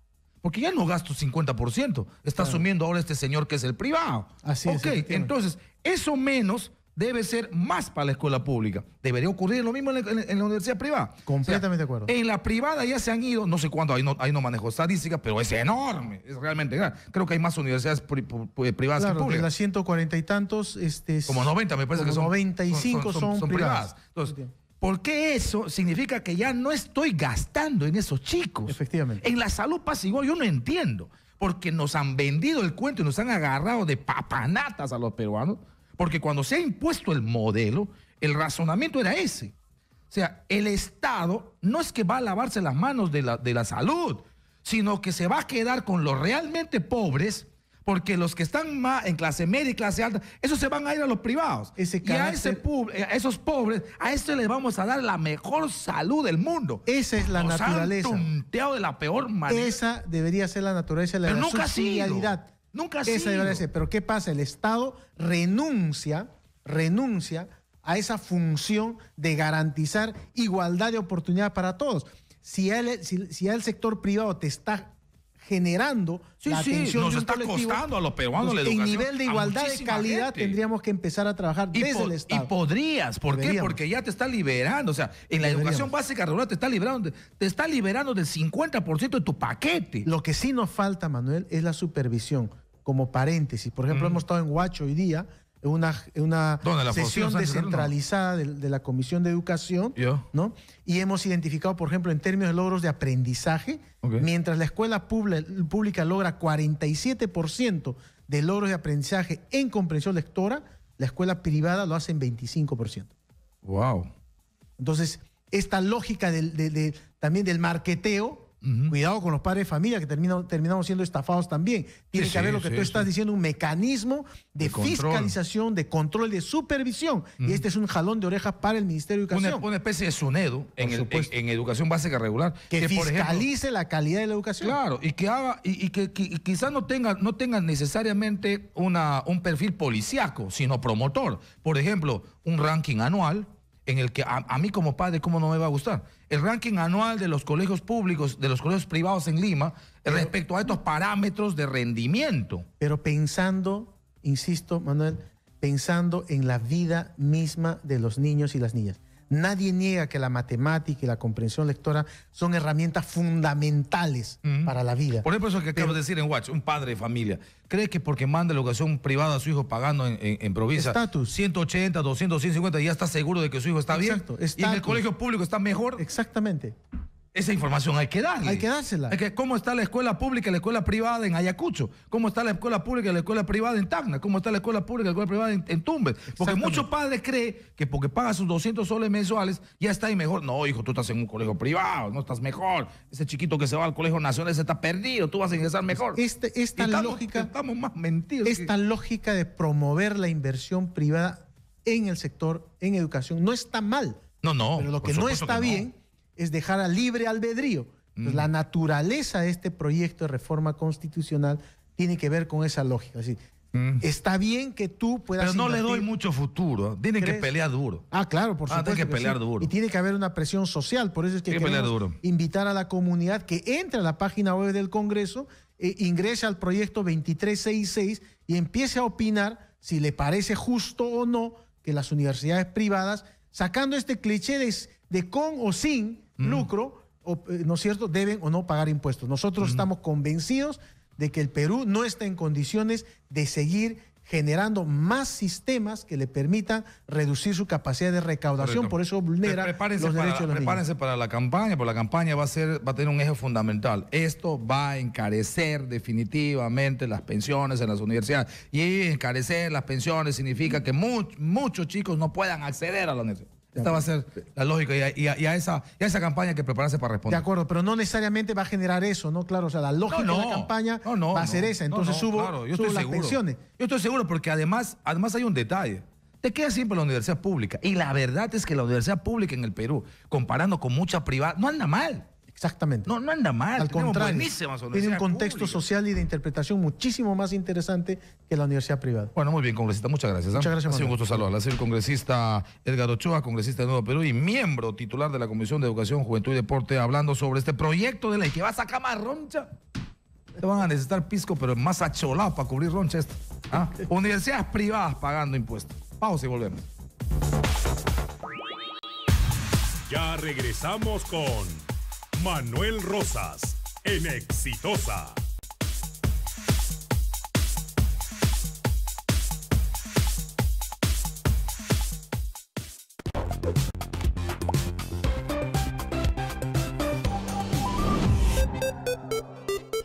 Continuamos con Manuel Rosas en Exitosa.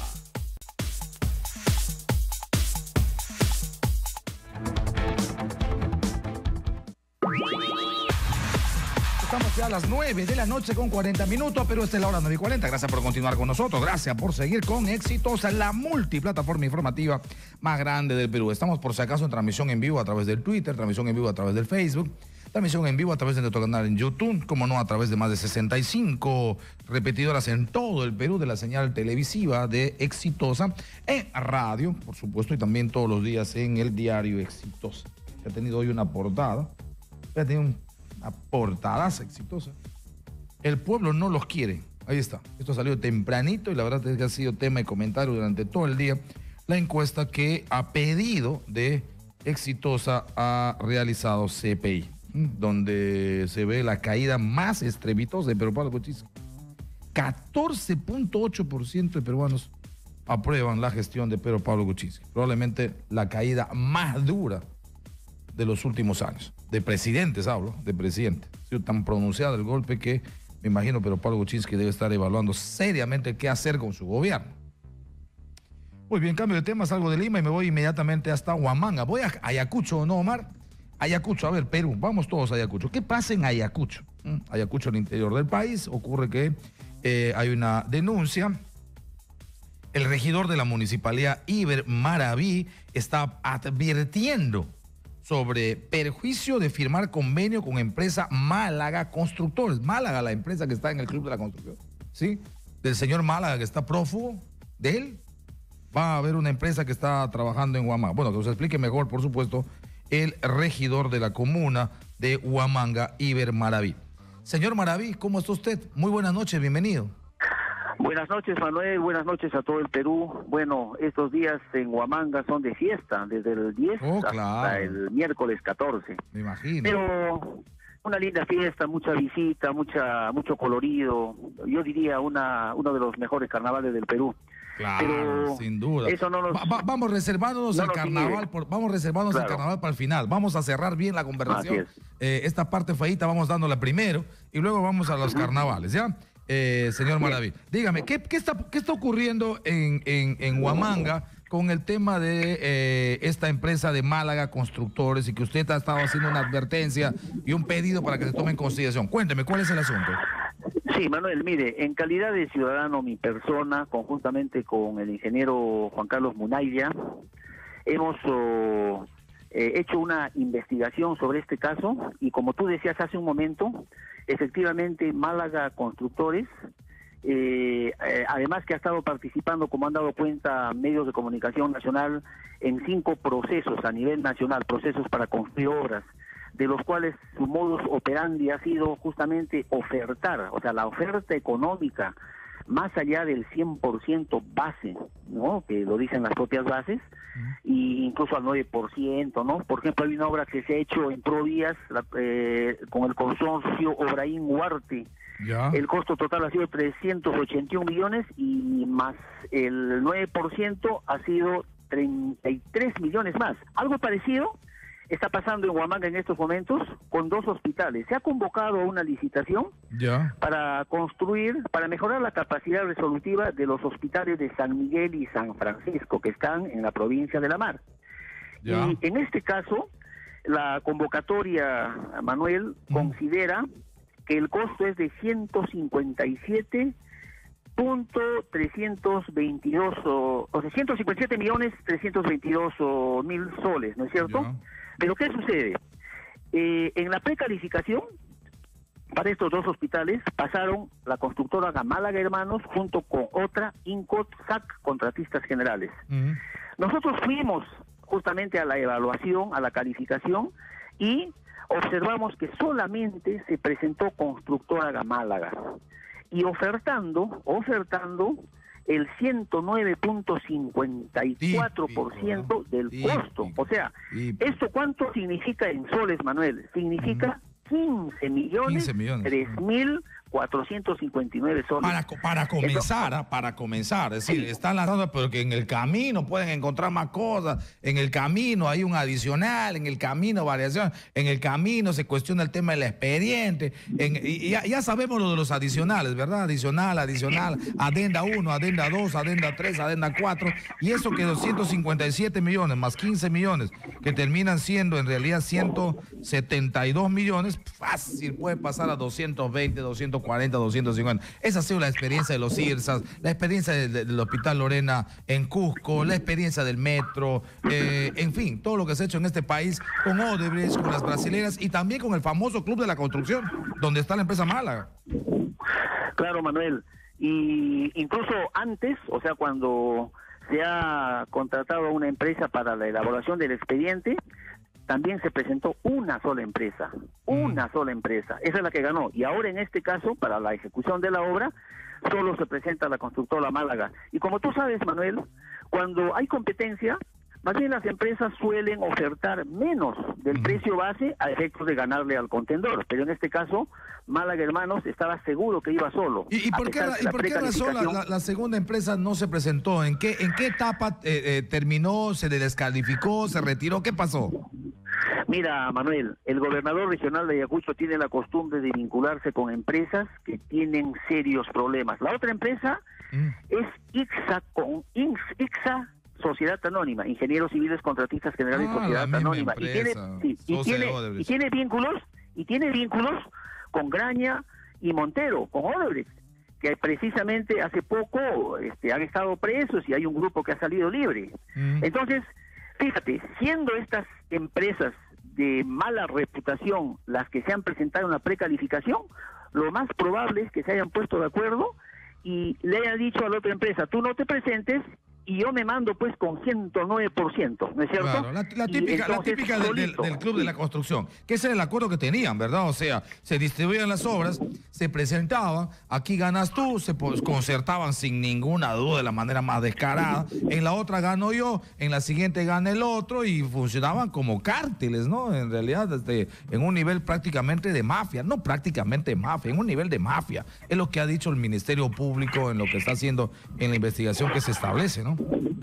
Efectivamente, y el ingeniero Juan Carlos Munaya presentó una queja ante 12 aquí en Ayacucho, incluso también envió un documento al gobernador regional advirtiéndole de serios visos incluso en las bases, Manuel, y lamentablemente el OCE no ha sido categórico, no ha sido contundente, por eso es que yo apelaría a Radio Exitosa, que es muy sintonizada acá en Ayacucho, en todo el Perú, Manuel, para que ustedes nos ayuden a sensibilizar al tribunal del OCE a efectos de que se sirvan a analizar bien todos los documentos que demuestran serias irregularidades, como por ejemplo, de que no se ha aplicado, no se ha elaborado las fórmulas polinómicas, o sea, no se ha considerado un valor, un factor matemático, o sea, un monomio para los gastos generales y utilidad. Lo que ya de hecho, Manuel, vicia todo este proceso, porque tú sabes muy bien de que las bases no se pueden modificar cuando están integradas. Estando ya en la etapa en que el gobernador insiste en otorgar la buena pro a esta empresa Málaga, ya no puede modificar las bases, tendría que declarar la nulidad de todo el proceso de licitación. Últimamente, Manuel, lo único que ha hecho el gobernador regional es declarar la nulidad, pero hasta la entrega de la buena pro, porque efectivamente en la queja que hace el ciudadano Juan Carlos Munaya, el ingeniero, hace notar que, por ejemplo, la firma del documento de aprobación de esa oferta económica que supera el valor referencial no corresponde al titular de la entidad, en este caso a Wilfredo Oscorima Núñez, sino lo ha firmado otra persona. Y por ese hecho lo han retrotraído hasta la entrega de la buena pro, pero en realidad, como te acabo de decir, existen argumentos suficientes para que esto se retrotraiga hasta la convocatoria, porque las bases se tienen que modificar y se tienen que volver a integrar, y eso ya pues tendría que llevarnos a a retrotraer el proceso hasta la convocatoria. Ya, entonces, pero eso significa un pronunciamiento del organismo de supervisión de contrataciones del Estado, ¿no? Porque ya en instancia del gobierno regional solamente se retrotrae el proceso a la fase de entrega de la buena pro, que me imagino se hará muy pronto, porque parece que hay un gobernador regional que quiere hacer las cosas rapidito. Sí, mira, fíjate, Manuel, y para que se entere el Perú, el gobernador regional de Ayacucho, respecto de quien todavía pende una acción de amparo sobre la libertad que él ha tenido en una casación sobre el tema de las maquinarias compradas irregularmente, motivo por el cual ha estado en la cárcel. Eso ya está en una acción de inconstitucionalidad, porque el Tribunal Supremo no tenía por qué haberse pronunciado sobre el fondo. O sea, en cualquier momento eventualmente podrían... O sea, podría regresar a la cárcel, Oscorima. Podría regresar, pero aparte de eso, Manuel, te informo que con fecha octubre del año 2017... el primer juzgado penal unipersonal ha condenado al actual gobernador Wilfredo Oscorima a 1 año y medio de pena privativa de libertad e inhabilitación por el mismo tiempo por un caso, acá se conoce bien, es el caso Bertolero, una deuda que tenía el gobierno regional por más de 700.000 soles, 766.000 soles, que al final se convirtió en una deuda de 38 millones de soles, Manuel. ¿Cómo ha llegado una deuda de 700.000 soles a 38 millones? Increíble, o sea, ha habido un proceso, ha ganado la persona a quien se le debía, han dejado pasar el tiempo y a última hora han pagado de una manera irregular, por eso está condenado. Entonces, ¿qué pasa? Esto ha apelado Oscorima y la sala de apelaciones, suponemos que en estos días debe de emitir el fallo. O sea, en primera instancia se le encontró responsable a Oscorima. ¿En qué? ¿En un fraude al Estado? Bueno, yo te lo voy a leer la parte de la condena. Por favor, dice, ¿no? por favor. Condenar al acusado Wilfredo Oscorima Núñez por el delito contra la administración pública en la modalidad de malversación de fondos en calidad de coautor a 1 año y 6 meses de pena privativa de libertad suspendida por 1 año y 6 meses del periodo de prueba, inhabilitar al condenado Wilfredo Oscorima Núñez por el mismo periodo de la pena principal impuesta. Entonces, los próximos días pende su permanencia, claro, ya está en la sala. Entonces, se supone que Oscorima está calculando, él probablemente sepa que la sala le va a confirmar la condena. Si le confirma, tiene que dejar la gobernación, Manuel. Por eso es que lo encontramos, no va a Suprema. Queda en sala. Por eso queda en sala. Por eso le encontramos muy desesperado en quiere apurar la cosa, el contrato con Málaga antes de irse, porque son 15 millones de soles. Imagínate para qué puede servir eso, Manuel. Bueno, la situación se complica ahí, pues, ¿no? Y la verdad es que, ¿qué dicen las demás autoridades? ¿Qué dicen los consejeros regionales, el Consejo Regional de Ayacucho? ¿Qué pronunciamientos hay de la sociedad civil? No sé si habrá alguna organización que defienda el tema de la lucha contra la corrupción. ¿Qué dice Contraloría? ¿Qué dice la Procuraduría Regional? El Ministerio Público. Que frente a estos hechos, porque podría ser el Ministerio Público, tenemos cosas que aquí en el Perú no funcionan. Frente a la sola información, frente a la sola información pública de hechos de esta naturaleza, podría intervenir el Ministerio Público para pedir documentación, para ver si en todo caso confirma o no confirma estos hechos que son realmente de una gravedad impresionante. ¿Qué hacen las otras autoridades? Cuénteme, señor Maraví. Bueno, la verdad, Manuel, tengo que decirlo con mucha pena, no están haciendo nada. Hemos hecho llamados públicos. Ellos tienen incluso pues su oficina de comunicaciones que están muy atentos a lo que sucede en Ayacucho. No están haciendo nada. Lamentablemente el Consejo Regional, tampoco los consejeros regionales no están tomando interés. Las instancias que tú has mencionado tampoco.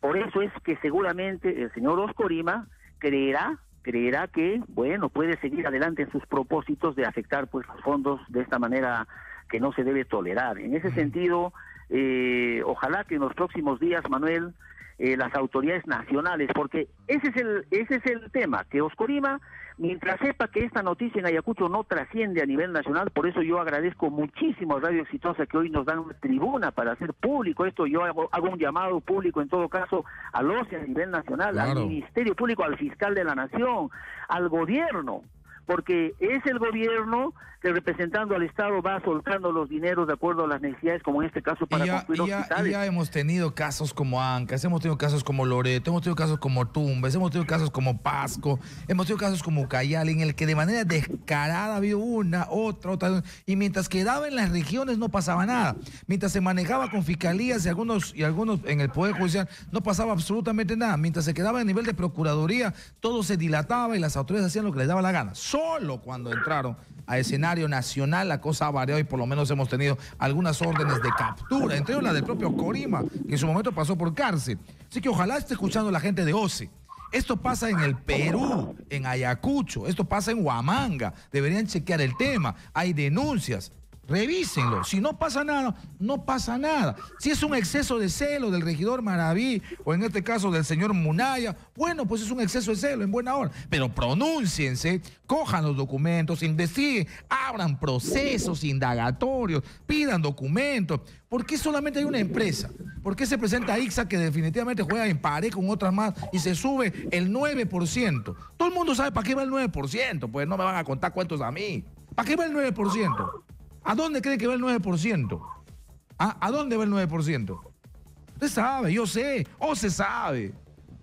En fin, muy bien. Sí, Manuel, dígame, para que pueda estar bien informada la población también, para el día 19 de marzo, el actual gobernador regional está citado al juicio oral respecto a una designación irregular de un supervisor para el mejoramiento del hospital Miguel Ángel Llerena, todavía que data de los primeros años de su gobierno. O sea, el señor, por ejemplo, allí justificó un supuesto desabastecimiento de ingenieros y no convocó a una licitación y directamente designó a un ingeniero a dedo. Eso también es grave y ya va a empezar su juicio oral el día 19 de marzo. Entonces, fíjense, esta es la persona que está conduciendo de esta manera y que ahora pretende firmar un contrato con Málaga, esta empresa, que si es capturado su dueño, si es embargado sus bienes, probablemente esa obra de empezarse en Ayacucho no se termine, y eso es su dueño está con orden de prisión, efectivamente, y está fugado. Bueno, no terminemos mal, por favor, la noche, señor Maraví, y para ir cerrando, y ha hecho el llamado público a OCE y habiendo conocido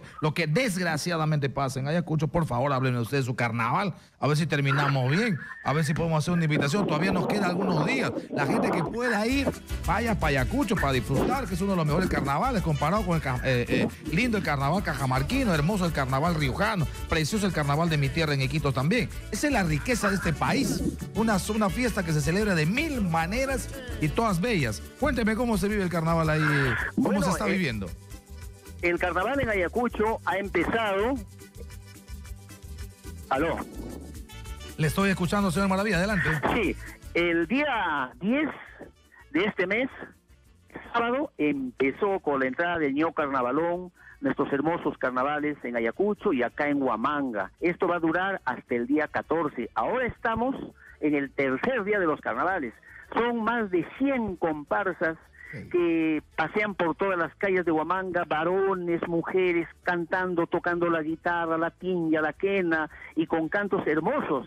que reflejan no solo la tradición de Ayacucho, sino también como sátira, como crítica a algunas autoridades. Entonces todavía están a tiempo quienes quieran venir y disfrutar de estos hermosísimos carnavales en Huamanga. Todavía esto va a durar hasta pasado mañana. Estás invitado, Manuel. Hasta el miércoles de ceniza, que acaba absolutamente todo. ¿Qué pasa con Ño Carnavalón el miércoles 14? Se va, se le entierra Ño Carnavalón y se le espera para el próximo año. Así es, el miércoles se supone que debe ser ejecutado el Ño Carnavalón. Claro. Y bueno, se tiene que leer su testamento. Para todo esto ha habido un concurso. Y con todo esto pues se pone fin a una hermosa fiesta hasta el próximo año, pero recuerden que también pronto ya se viene la Semana Santa, la última semana de marzo, que seguramente muchos visitantes vendrán a Huamanga. Y algunos no establecen la relación entre la fiesta de carnaval y la Semana Santa. La verdad que es una relación enorme, porque finalmente con el miércoles, que es cuando se le entierra, se le ejecuta Ño Carnavalón, acaba carnaval, es el miércoles ceniza. Y a partir de ahí, el pueblo religioso, que guarda una fe cristiana, católica, pero también arraigada en las costumbres y en la cultura, que es riquísima en el Perú, empieza lo que se llama la Cuaresma, que es el tiempo de preparación, precisamente que termina cuando viene el Domingo de Ramos, que es el día de la entrada triunfal de Jesucristo a Jerusalén, y donde arranca también esta celebración intensa de la Semana Santa, que se vive en Ayacucho, que se vive en el interior del país de una manera exactamente igual, intensa, realmente bellísima. Muy bien, está hecha la invitación entonces, señor Maraví, y ojalá la gente vaya más a Ayacucho en vez de estar pensando. Aquí Omar me dice, me quiero ir a Río de Janeiro. ¿Qué es Río de Janeiro? Los carnavales en el Perú son más bellísimos, más extraordinarios. Allá ves otra cosa, allá ves carne, hermano. Aquí ves cultura, ¿no? Claro, aquí ves cultura, ves cosas, puesta en escena, tradición. Son cientos de años de historia que se puede ver a través de esta festividad. Señor Maraví, muchas gracias. Muchas gracias también. Un abrazo. Oye, dime, ya me voy, pero no se encontraba una música de carnaval de mi tierra, de una pandilla con la que cortamos la humilla. Que la gente se ha divertido en Iquitos, en Pucallpa, en Tarapoto, en Puerto Maldonado, en Huánuco, en Moyobamba, en Lamas, en Tocache. No hay ninguna de mi tierra. Ustedes me odian. ¿Cómo no haber nada de la Amazonia, por favor? Es inaudito que no encuentren ni una sola música de mi tierra. Esas pandillas alegres, sabrosas, alegres, pícaras, de doble sentido, de triple sentido. Bueno, no hay, me voy. Bien exitosa Deportes. Conmigo hasta mañana. Tengan una extraordinaria noche. Pásenla bien.